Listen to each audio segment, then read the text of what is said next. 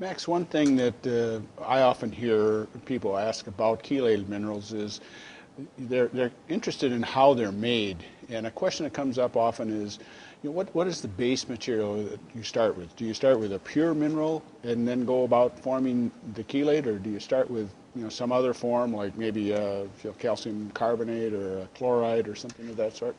Can you tell us a little bit about that? Oh, sure. And we get questions on our website on this as well.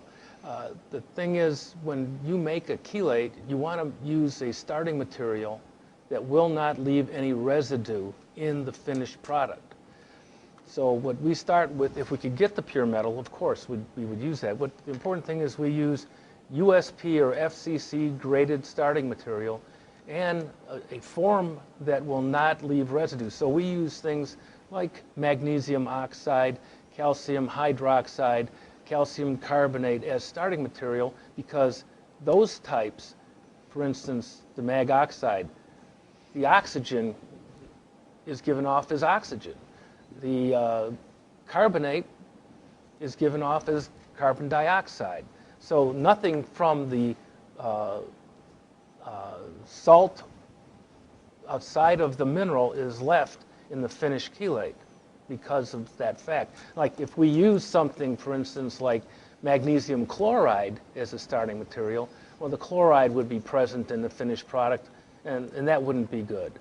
And so oftentimes people think that, oh, well, just because it's a chelate doesn't mean that it's that much better, because if you start with calcium carbonate, you still have calcium carbonate, you still have the carbonate, and no, you don't.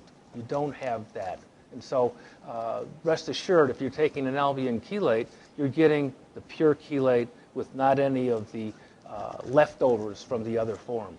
So if I understand what you're saying is you start with perhaps some combination, some mineral combination, but part of the whole process of chelating it is to remove that carbonate. That's or correct. Chloride or whatever, well, not Absolutely. chloride, we won't mention it, but oxide Right. whatever the form might be, so that then in fact you can... Right, absolutely, that's part of the whole process.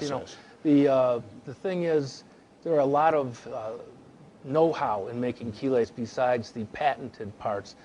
You have to control pH and temperature and flow rate of the spray drying equipment, nozzle size, all types of things that can change the quality of the finished product. It can change color, in fact, by heating too much or whatever. But there are a lot of controls that we put in place.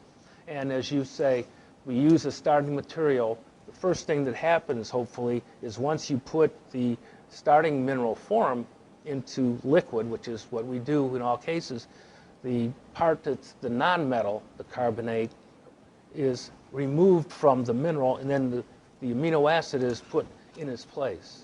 I've been to your facility and I've seen the process of the reaction that goes on to create the minerals.